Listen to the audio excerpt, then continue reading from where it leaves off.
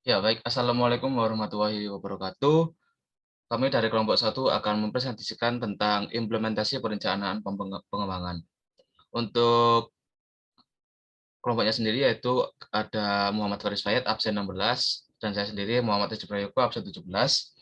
Anda Saula Vidya Onu, absen 20, Syafa Fatima Azhara, absen 24, dan yang terakhir Wulan Indriani, absen 28.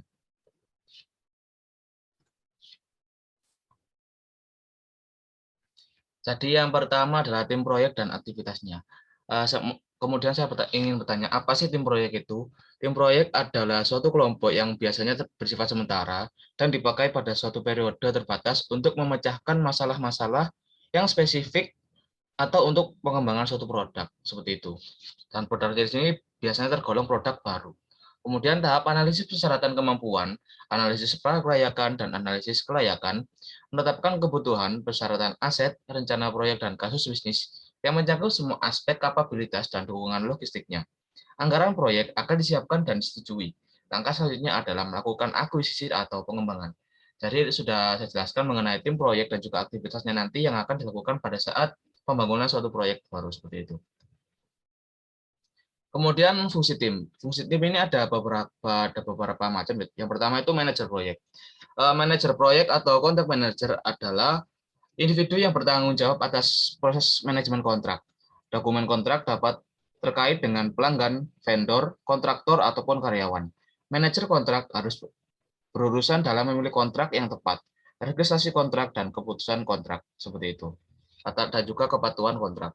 Yang kedua adalah asisten manajer proyek untuk area perusahaan. Utama secara geografis atau teknis, yakni sistem mekanik, sistem kelistrikan, sistem instrumental, sistem instrumentasi, dan konstruksi situs. Jadi di sini ada beberapa asisten manajer proyek tergantung dari bidangnya yang dilakukan seperti itu. Yang ketiga yaitu manajer dukungan logistik. Manajer bantuan logistik adalah suatu orang atau suatu manajer yang nantinya dapat mengelola tentang logistik atau peralatan atau kebutuhan apa saja yang digunakan pada nanti saat pembangunan suatu proyek tersebut.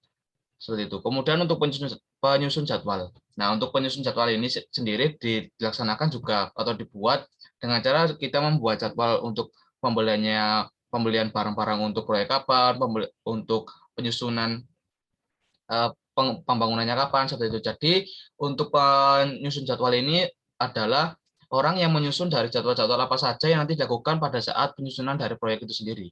Seperti itu. Kemudian manajer komersial. Manajer komersial adalah orang yang bertanggung jawab atas pertumbuhan bisnis di dalam tubuh perusahaan. Ia bertugas mengidentifikasi aspek industri yang memiliki potensi untuk dikembangkan. Seperti itu. Jadi lebih ke arah untuk mengembangkan suatu produknya itu sendiri. Kalau untuk manajer komersial. Dan yang selanjutnya yaitu manajer kontrak.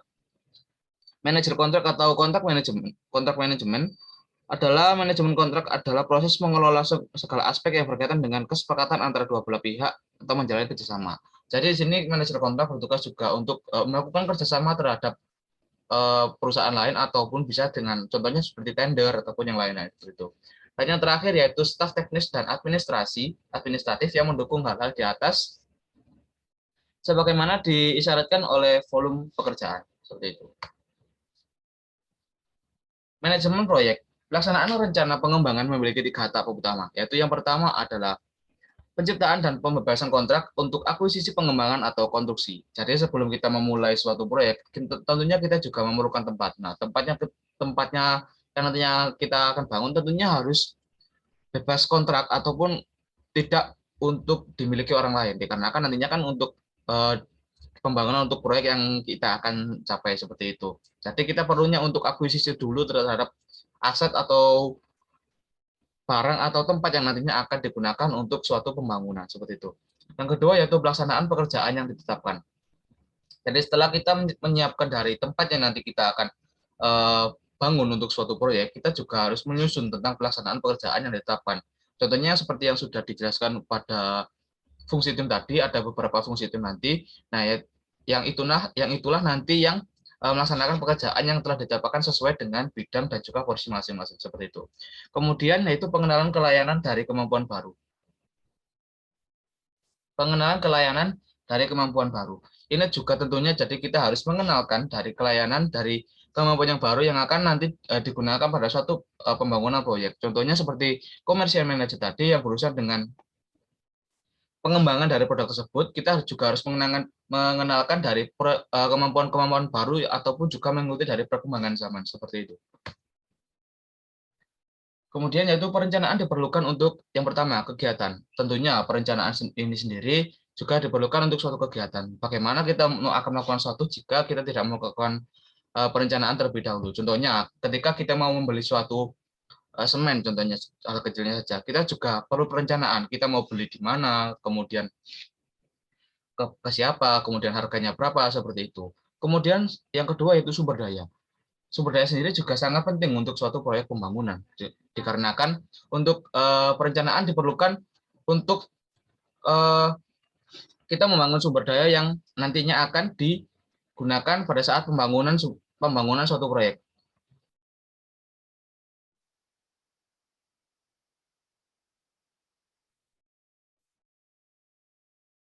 Tentunya kita juga merencanakan dari sumber daya ini sendiri, contohnya kita butuh berapa untuk sumber daya yang nanti akan diperlukan, kemudian siapa ataupun dia sebagai apa nantinya yang akan digunakan pada untuk proyek tersebut seperti itu. Kemudian yang ketiga yaitu alokasi sumber daya. Sumber daya sendiri juga perlu kita alokasikan sesuai dengan porsi ataupun job desk masing-masing. Sepertinya sudah seperti fungsi tim tadi, kita juga perencanaan, oh orang ini nanti akan saya tempatkan pada komersial, kemudian untuk yang ini akan saya masukkan ke bantuan logistik seperti itu. Kemudian yang keempat yaitu adalah jalur kritis. Jalur kritis sendiri ini ialah jadi kita perlu untuk melakukan riset ataupun kita meneliti apakah dari penerapan atau pembangunan yang kita lakukan itu sudah benar atau belum. Dan kita juga harus melihat dari aspek-aspek yang lain terkait dari pembangunan ini sendiri. Apakah dengan kita membangun pembangunan seperti ini, kita juga nanti akan memperoleh hal yang sama seperti yang kita bangun seperti itu. Contohnya, kita nanti akan membangun suatu bisnis ataupun perusahaan bahan bangunan seperti semen atau yang pun lain. Kita juga harus mempertimbangkan apakah kalau kita membangun pada daerah sini itu akan berpotensi ataupun dapat menghasilkan penghasilan yang besar seperti itu. Kita juga lebih tepatnya untuk jalur kritis ini sendiri nanti kita akan berpikir secara kritis nanti apa saja nantinya kemungkinan akan terjadi untuk ke depannya seperti itu. Dan yang terakhir yaitu standar prosedur akuisisi. Jadinya kita setelah kita membangun semuanya, kita juga harus bisa untuk mengerti standar prosedur akuisisi itu sendiri. Jadi yang pertama kita harus mengerti dari standar prosedur akuisisi tersebut, agar nantinya untuk pelaksanaan pengembangan atau pembangunan proyek itu sendiri bisa terlaksana dengan baik dan benar seperti itu.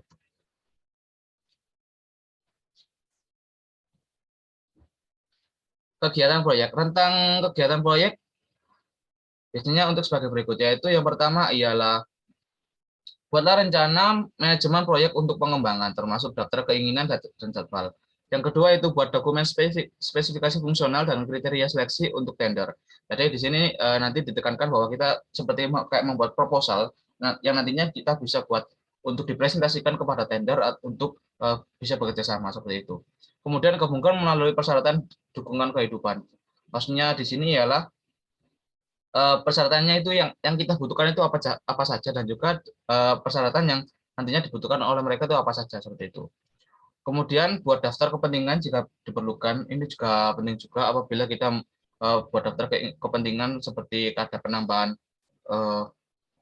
fasilitas itu juga dapat dibuat juga seperti itu. Kemudian buat permintaan untuk dokumen tender, ini hampir sama seperti yang poin B tadi. Jadi untuk dari tender pun juga harus diberikan untuk permintaan dari tender itu mengingat apa dari kerjasama nantinya kita akan laksanakan dengan perusahaan kita seperti itu. Kemudian evaluasi tender dan proses pemilihan pemasok. Hanya uji prakontrak dan evaluasi terhadap spesifikasi. Tentunya kita juga harus menguji apakah dari kontrak kita dengan perusahaan ataupun dengan tender lain itu dapat untung dengan kita atau tidak. Dan juga perlunya terhadap evaluasi terhadap spesifikasi dari kegiatan apa saja yang telah dilakukan seperti itu. Yang selanjutnya itu negosiasi kontrak dan kesepakatan. Tentunya dalam kita melakukan suatu kerjasama, kita perlunya untuk melakukan negosiasi kontrak dan juga kesepakatan. Ini nantinya akan berimbas kepada apa saja nantinya kita akan dapatkan pada saat kita bekerjasama dengan perusahaan ataupun vendor ataupun dengan kerjasama dengan orang lain seperti itu.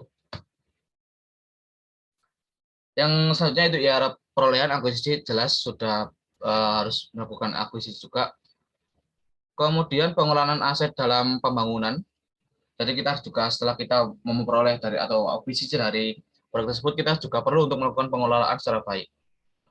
Kemudian itu kualitas asuransi. Nah, ini juga penting juga terhadap kualitas asuransi ini nantinya kan juga akan menjamin seumpama nanti kalau tidak kalau ada kejadian yang tidak diinginkan, kita juga dapat memperoleh kualitas asuransi yang baik sehingga untuk kerugian yang nantinya akan diperoleh itu tidak terlalu besar seperti itu.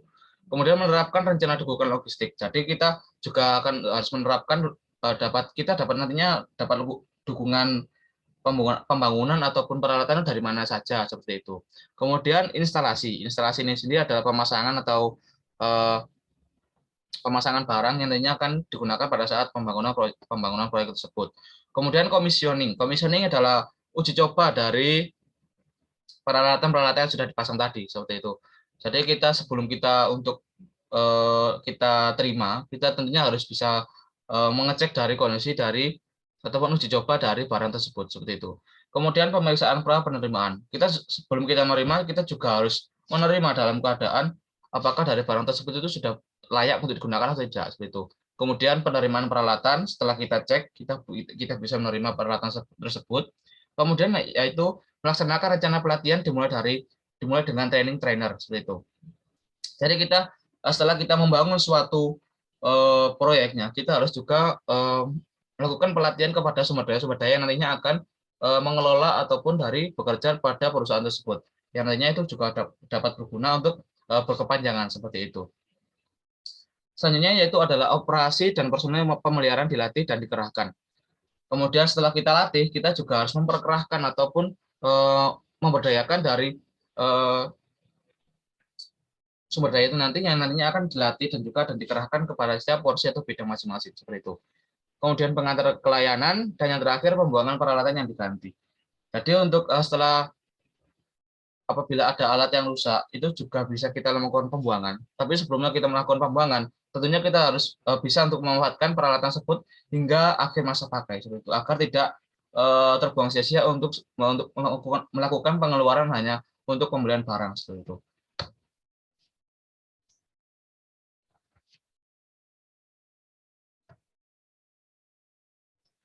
Kemudian itu ada tonggak-tonggak proyek. Tahapan dalam proyek suatu dapat diidentifikasi dengan tonggak-tonggak seperti berikut, yaitu persyaratan ditentukan. Jadi kita melakukan persyaratan yang nantinya dibutuhkan, kemudian spesifikasi desain atau akuisisi selesai. Jadi kita butuhnya apa nanti untuk masalah desain dan juga akuisisi sudah juga selesai seperti itu. Kemudian yang tiga, tender selesai. Jadi setelah kita membutuhkan apa saja, kita juga harus bekerjasama dengan orang lain hingga untuk kesepakatan tersebut dapat diterima seperti itu. Kemudian pengujian dan evaluasi prakontrak selesai, kemudian kontrak dibayarkan, jadi kita melakukan pengerjaan sesuai dengan kontrak yang sudah disetujui. Kemudian pemasangan selesai, ini juga berkaitan dengan instalasi tadi. Jadi setelah kontrak-kontrak selesai, kita juga harus melakukan pemasangan terhadap barang-barang ataupun apa saja yang sudah kerjasama atau disepakati seperti itu. Kemudian pemasangan selesai, kemudian ada juga commissioning selesai, ini juga merupakan uji coba tadi. Kemudian pengujian penerimaan selesai juga, penerimaan terakhir dan juga yang terakhir adalah operasional. Jadi setelah kita semua sudah bekerjasama dan juga dan yang lainnya juga, kita juga harus tetap untuk melakukan operasional ataupun melakukan kegiatan yang sudah disepakati seperti itu. Dan yang ketiga, tentunya butuh evaluasi dari supplier. Sebelum berkomitmen pada pemasok, nilai potensi kemampuan pemasok perlu dilakukan. Ini akan melibatkan penilaian kompetensi teknis dan manajerial, kelayakan keuangan, rekam jejak, dan potensi masa depan. Ada kecenderungan untuk bermain aman. Biasanya lebih suka organisasi pemasok yang besar, yang dinilai memiliki jaminan kompetensi. Perhatikan khususnya pada kompetensi pemasok dengan kemampuan khusus sesuai kebutuhan. Suatu pemasok mungkin cocok dengan kebutuhan, sedangkan pemasok lain mungkin berada pada ketentuan kompetensi yang diinginkan namun tidak termasuk area spesifik yang dibutuhkan oleh proyek saat ini. Jadi Kita juga harus bisa mengevaluasi dari supplier ataupun juga bisa dengan tender ataupun yang lain-lain juga seperti itu. Apakah dengan kita sudah melakukan kontrak, contohnya kita sudah melakukan kontrak selama 1 tahun, apakah kita bisa memperoleh hal yang maksimal dari tender tersebut seperti itu. Jadi kita melakukan evaluasi yang nantinya juga dapat berguna untuk peningkatan dari proyek ataupun perusahaan itu sendiri. Untuk materi selanjutnya nanti akan dijelaskan oleh teman saya. Jadi tahapan dalam suatu proyek dapat diidentifikasi dengan teman-teman seperti berikut ini. Yang pertama ada persyaratan ditentukan, yang kedua ada spesifikasi desain atau akuisisi, yang ketiga ada tender, yang keempat ada pengujian dan evaluasi prakontrak, yang kelima ada kontrak, yang keenam ada pemasangan, yang ketujuh ada commissioning, yang kedelapan ada pengujian pra penerimaan, yang kesembilan ada penerimaan terakhir, dan yang kesepuluh adalah operasional. Jadi pada umumnya tengah-tengah proyek ini terdapat dua macam proyek, yaitu penunjukan langsung atau melalui proses pemilihan atau tenderisasi. Dalam penerapannya, kedua macam ini pastinya memiliki persyaratan-persyaratan yang harus dipenuhi oleh pihak kontraktor terhadap customer, baik dari segi kesanggupan produksi, desain drawing, maupun dokumen-dokumen perlengkap lainnya. Dari persyaratan-persyaratan tersebut, pihak customer atau penyelenggara akan melakukan evaluasi dan untuk selanjutnya meminta penawaran dan negosiasi. Setelah semua persyaratan dan penawaran telah disetujui, maka tender dinyatakan selesai dengan ditunjuknya kontraktor dan untuk selanjutnya dilakukan penandatanganan kontrak yang berisikan poin-poin dan klausal-klausal perihal proyek yang diberikan. Dengan adanya kejelasan kontrak yang ada, maka pihak supplier dapat mulai melakukan produksi dengan tetap melaporkan setiap update dari proses produksi kepada customer. Setelah semua proses produksi selesai, barang dan jasa telah disampaikan sesuai dengan kontrak, maka akan diadakan pra-evaluasi untuk menilai tingkat kepuasan customer terhadap hasil yang diberikan oleh kontraktor atau vendor. Yang ketiga,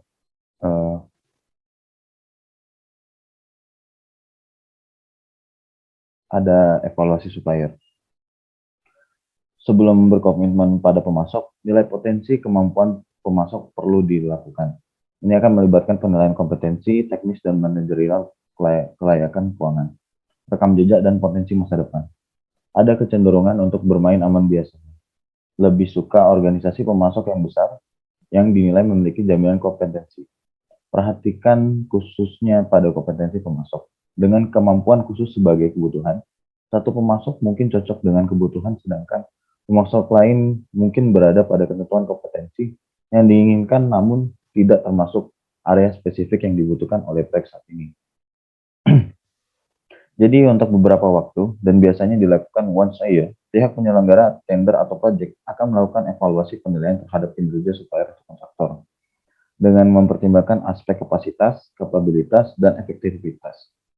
Selain permasalahan penawaran harga, data penilaian tersebut juga berupa mesin-mesin dan peralatan penunjang produksi, dan pengiriman juga akan menjadi nilai pertimbangan pihak penyelenggara tender dalam memilih untuk penunjukan kontraktor ke depannya. Yang keempat ada seleksi peralatan dan percobaan.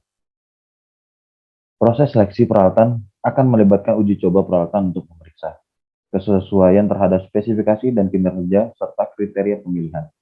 Pertimbangan seleksi dan uji coba akan memasukkan masalah seperti keandalan, dukungan logistik, pemeliharaan yang dapat mempengaruhi pengiriman kemampuan selama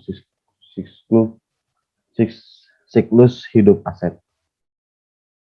Tahap seleksi peralatan dan percobaan merupakan tahap di mana menseleksi peralatan yang akan menjadi bahan utama untuk memulai proyek ke depannya. Jadi ada beberapa faktor yang harus diperhatikan saat menseleksi peralatan. Yang pertama itu kita harus memastikan berapa kapasitas produksi yang dapat dicapai. Yang kedua, seberapa lama peralatan tersebut bisa digunakan. Apakah sesuai dengan spesifikasi yang diinginkan. Faktor tersebut sangatlah penting untuk memulai sebuah proyek atau tender. Setelah sudah menseleksi peralatan dari supplier, mulailah lanjut ke tahap percobaan. Tahap ini dilakukan agar peralatan yang dibeli dari supplier sesuai dengan spesifikasi yang dicari dan agar memastikan peralatan yang dibeli sama seperti yang ditawarkan oleh supplier. Oke, sekian dari saya. Akan dilanjutkan oleh kawan saya. Sebelum melanjutkan presentasi, marilah kita bermain tebak logo. Akan ada 5 logo yang harus kalian tebak. Kirimkan jawaban atau B melalui live chat sesuai jawaban yang Anda pilih. Contoh, sertakan nomor urutan logo dan jawaban yang Anda pilih.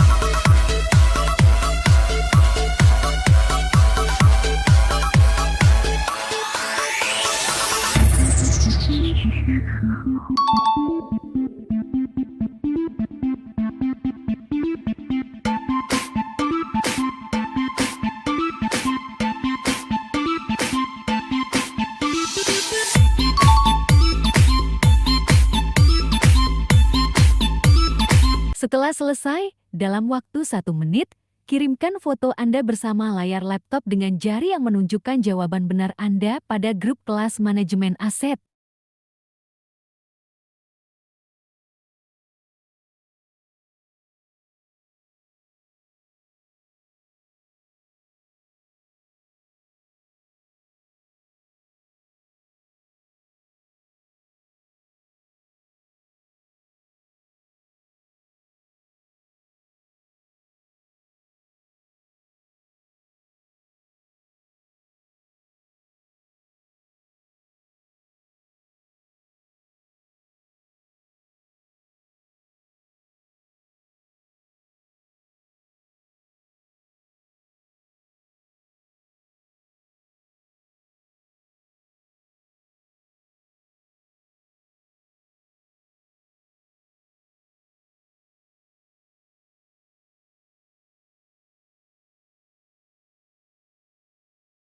Terima kasih sudah mengikuti tebak logo dari kelompok kami. Mari kita lanjutkan materinya. Yang kelima merupakan keuangan dan proses kontrak. Jadi di sini terdapat sajian mengenai keuangan proyek serta proses kontrak.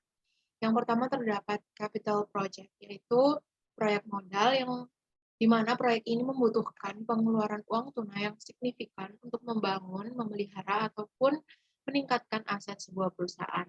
Yang selanjutnya merupakan project definitions, cost, benchmark, and risk factors, yaitu berisikan definisi proyek, tolok ukur biaya, dan faktor risiko. Jadi di sini kita harus mengetahui definisi dari proyek yang akan dijalankan serta mempertimbangkan biaya hingga faktor risikonya.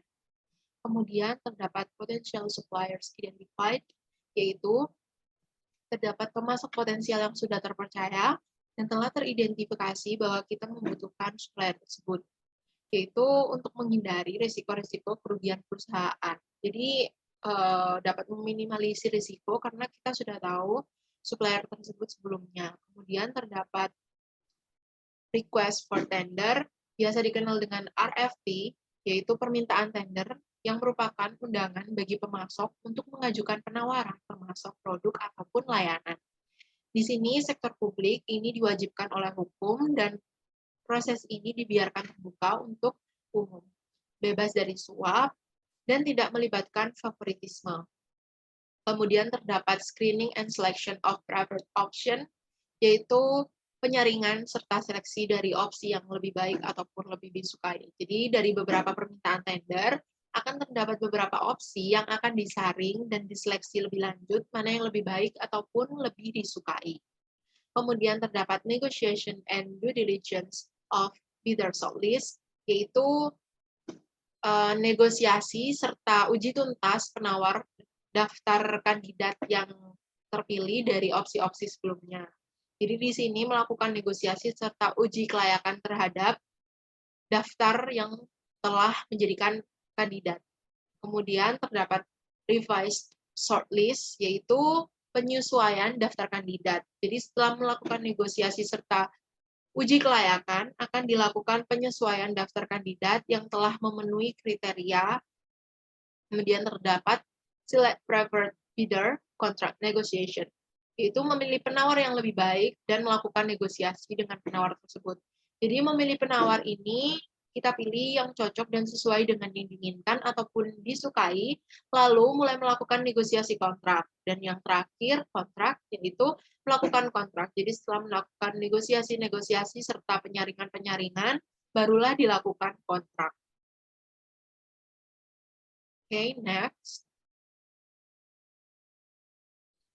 Oke, yang keenam ini merupakan penetapan tanggung jawab. Jadi dalam situasi operasional atau situasi pada saat menjalankan proyek, setiap bagian harus memahami apa yang menjadi tanggung jawab mereka. Jadi harus ada pertimbangan mengenai tanggung jawab tersebut. Cara yang mudah untuk mempertimbangkan hal ini, untuk setiap fungsi yang diberikan adalah mempertimbangkan siapa saja yang bertanggung jawab untuk melaksanakan fungsi, siapa saja yang bertanggung jawab atas hasil, kemudian siapa yang perlu dikonsultasikan tentang kegiatan, dan siapa yang perlu menerima informasi atau diinformasikan. Jadi pertimbangan tersebut akan memberikan bagian-bagian tanggung jawab sesuai dengan fungsi yang ditugaskan. Nah, pertimbangan ini biasanya dilakukan melalui analisis RACI atau RACI. Oke, selanjutnya kita akan membahas lebih lanjut mengenai analisis RACI. Di sini terdapat bagan RACI yang berisikan kolom fungsi personil dan baris berisikan aktivitas. Jadi, di sini manajer proyek memiliki fungsi yaitu bertanggung jawab serta tanggung gugat terhadap pertemuan jadwal dan anggaran. Kemudian manajer proyek juga memiliki fungsi tanggung gugat terhadap kontrak akuisisi, perencanaan bantuan logistik, serta pengenalan pelayanan. Selanjutnya, manajer kontrak. Manajer kontrak memiliki fungsi diinformasikan atau mendapatkan informasi mengenai pertemuan jadwal dan anggaran. Kemudian, manajemen kontrak juga memiliki fungsi bertanggung jawab atas kontrak akuisisi dan fungsi dikonsultasikan atau menerima konsultasi terhadap perencanaan bantuan logistik. Dan yang terakhir, manajer kontrak juga menerima informasi atau diinformasikan mengenai pengenalan pelayanan. Dan selanjutnya, manajer logistik ini memiliki fungsi diinformasikan atau menerima informasi terhadap pertemuan jadwal dan anggaran, serta kontrak akuisisi, dan memiliki fungsi tanggung jawab atau bertanggung jawab mengenai perencanaan bantuan logistik, serta memiliki fungsi untuk menerima konsultasi atau dikonsultasikan mengenai pengenalan layanan. Kemudian yang terakhir adalah perwakilan pengguna peralatan yang akan memiliki fungsi menerima konsultasi atau dikonsultasikan, serta menerima informasi atau diinformasikan mengenai pertemuan jadwal dan anggaran.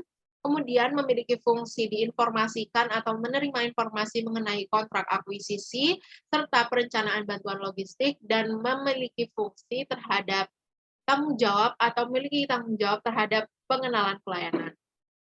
Jadi, dengan bantuan analisis tersebut, itu membuat keputusan itu lebih cepat, serta akuntabel, dan distribusi tugas tidak tumpang tindih. Selain itu, metode RACI atau RACI ini juga akan efektif dalam mengurangi kebingungan pada target yang sudah diatur, serta akan meningkatkan kinerja efisiensi, karena fokus tiap bagian sudah ditentukan dengan jelas. Jadi, seperti tadi, udah ada bagian-bagiannya, untuk posisi ini mendapatkan bagian apa. Jadi, itu akan mempermudah. Selanjutnya, mengenai pelaporan manajemen proyek. Jadi, pihak manajemen proyek ini harus memiliki pelaporan mengenai kegiatannya. Jadi, apa saja yang sudah dilakukan, dan apa saja yang akan dilakukan, dan ini juga menyangkut biaya-biaya. Jadi, manajemen proyek memiliki metode pelaporan standar harus ditetapkan untuk proyek. Jadi, contoh jenis laporan ada laporan topik dan laporan ikhtisar keuangan. Yang pertama, mengenai laporan topik, terdapat laporan ikhtisar keuangan saya. Jadi di sini ada bulanan, kumulatif, dan ramalan cuaca. Laporan ini itu biasanya terdiri dari laporan bulanan seperti yang sudah terlihat di layar, laporan kumulatif, serta forecast biaya, serta laporan ramalan cuaca. Jadi untuk laporan ramalan cuaca ini fungsinya itu untuk kita harus mengetahui bahwa waktu tersebut tepat untuk kita melakukan sebuah proyek. Jadi laporan ini juga untuk mengurangi risiko-risiko yang akan terjadi saat proyek itu dilaksanakan. Kemudian terdapat laporan ikhtisar proyek, kemajuan hingga saat ini, serta perkiraan dan risiko. Jadi laporan ini berisikan garis besar mengenai proyek, kemajuan perjalanan dari sebuah proyek itu, kemudian perkiraan-perkiraan yang kemungkinan akan dialami proyek hingga risiko yang bisa saja terjadi di tengah-tengah perjalanan suatu proyek itu dilaksanakan. Kemudian aktivitas terbaru dan kegiatan yang segera datang. Jadi di sini laporannya mengenai aktivitas apa saja yang sudah dilakukan baru-baru ini, kemudian perkembangan proyek tersebut, serta aktivitas apa saja yang akan dilakukan selanjutnya untuk perkembangan itu sendiri. Kemudian terdapat dukungan logistik dan dukungan laporan ikhtisar. Jadi, laporan mengenai dukungan logistik serta laporan ikhtisar. Kemudian laporan kemajuan anggaran modal. Di sini berisikan kemajuan anggaran modal, dan yang terakhir laporan ringkasan proyek. Jadi di sini berisikan ringkasan-ringkasan apa saja yang sudah dilakukan, apa saja yang belum terlaksana, dana apa saja yang sudah terpakai, anggaran-anggaran, seperti itu.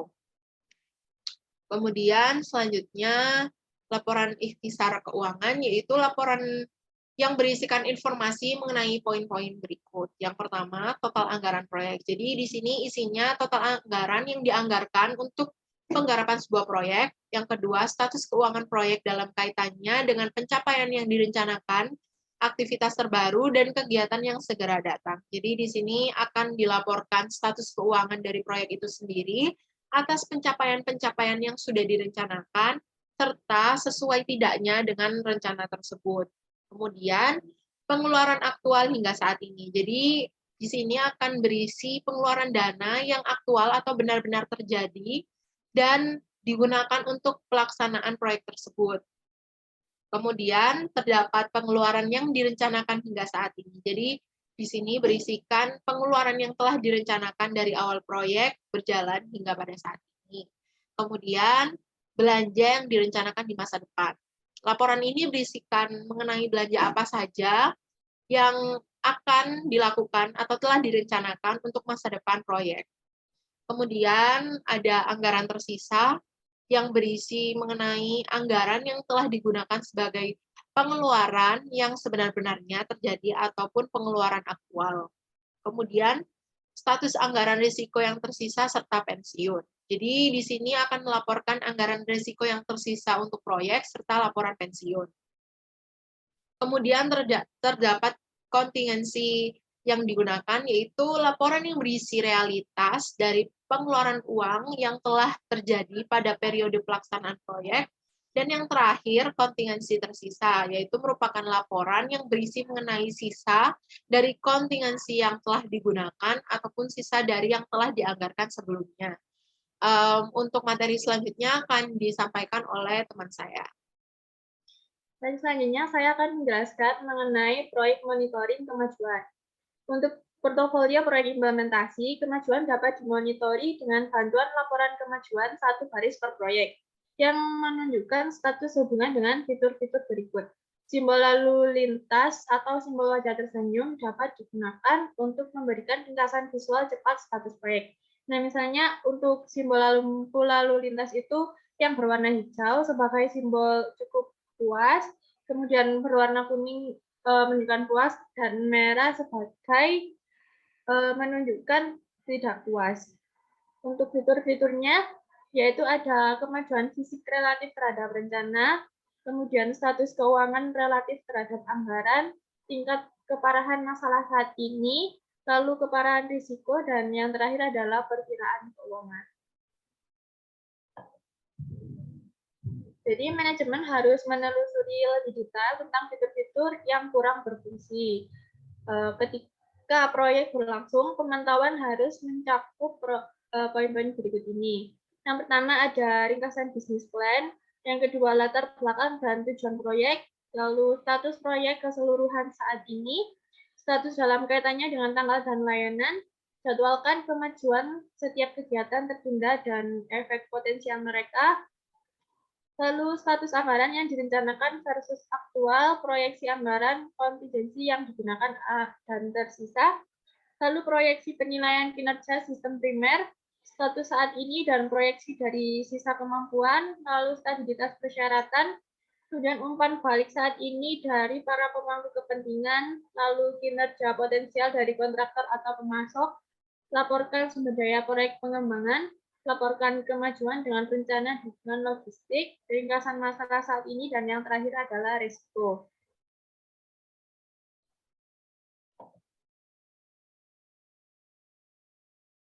Nah, kemudian adalah proyek pelaporan kemajuan. Nah, jadi pada proyek pelaporan kemajuan ini, itu laporan yang ditujukan untuk melaporkan sejauh mana proyek tersebut telah dijalankan atau apa saja yang telah dicapai pada proyek tersebut. Nah, itu ada contoh pelaporan kemajuan proyek yang sedang dikerjakan. Pada kolom faktor itu berisikan indikator sebuah proyek untuk menilai sejauh mana proyek tersebut berjalan. Kemudian untuk kolom tanggal pencapaian itu menjelaskan sampai mana progresnya dari indikator tersebut, apakah sudah cukup puas atau tidak puas. Kemudian untuk perkiraan berisikan pada awal proyek indikator akan mencapai sampai titik mana, apakah cukup puas atau tidak puas. Kemudian untuk kolom komentar berisi mengenai penjelasan mengapa atau alasan kondisi atau kemajuan pada saat ini di indikator tersebut. Jadi misalnya untuk baris yang pertama dengan faktor atau indikator kemampuan fisik, tanggal capaiannya cukup puas dan perkiraannya cukup puas. Jadi komentarnya kemajuan pencapaian kepuasan yang memuaskan atas kegiatan yang dijadwalkan. Atau dapat diartikan pada indikator kemampuan fisik ini, progres atau kemajuan proyeknya sudah cukup puas atau sejalan dengan perkiraan pada awalnya. Begitu juga dengan biaya, schedule, risiko, volatilitas kebutuhan, kemudian selanjutnya ada dukungan operasional, pelatihan, isu-isu sumber proyek, pemasok, dan pendapatan.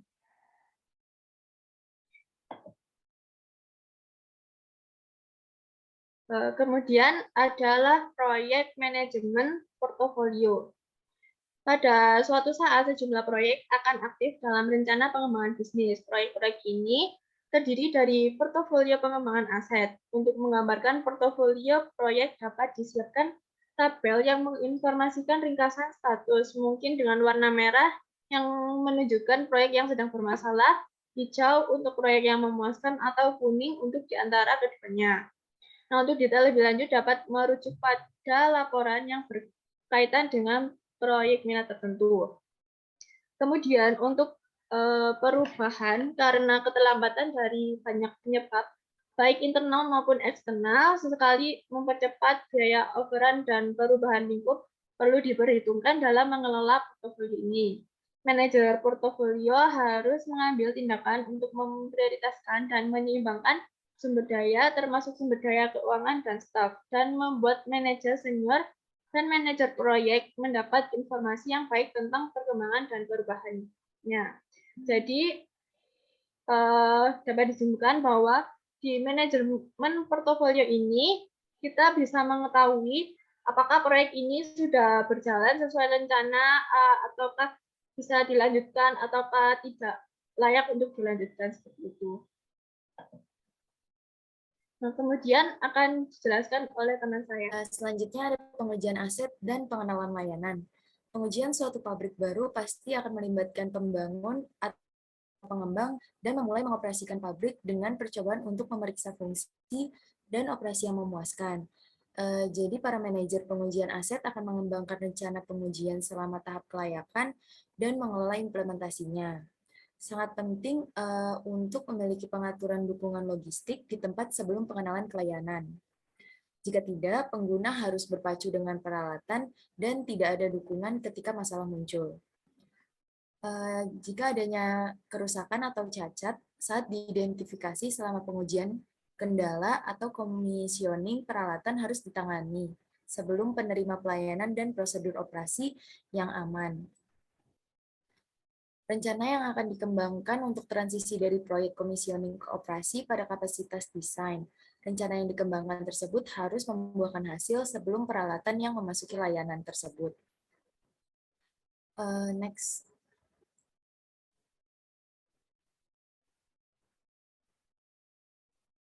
Nah, pelatihan ini merupakan aspek penting dari pengenalan layanan.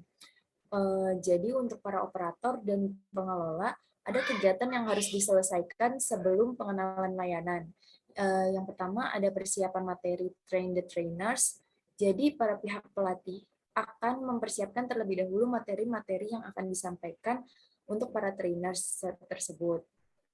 Yang kedua ada persiapan materi pelatihan, sama seperti yang poin pertama, mempersiapkan materi-materi pelatihan yang dibutuhkan. Yang ketiga, mulai melakukan pelatihan train the trainers. Dan yang terakhir, para trainers bisa melakukan pelatihan tersebut. Next.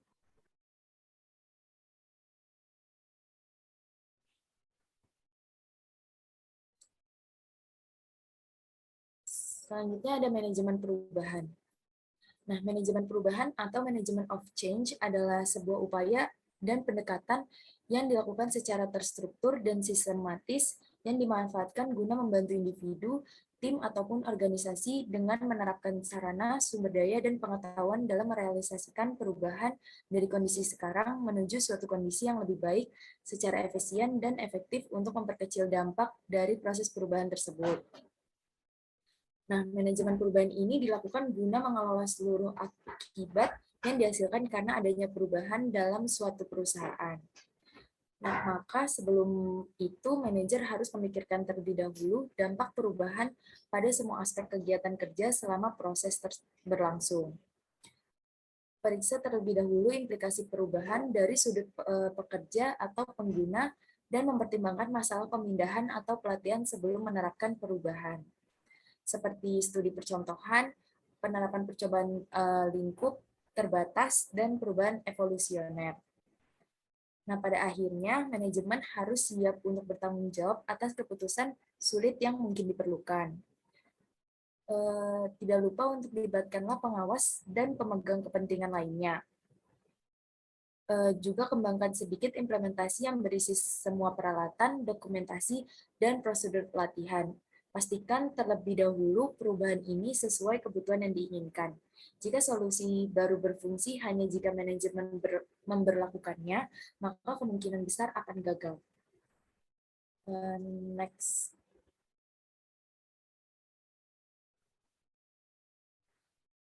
Sekian presentasi kami dari kelompok 1 mengenai implementasi perencanaan pengembangan.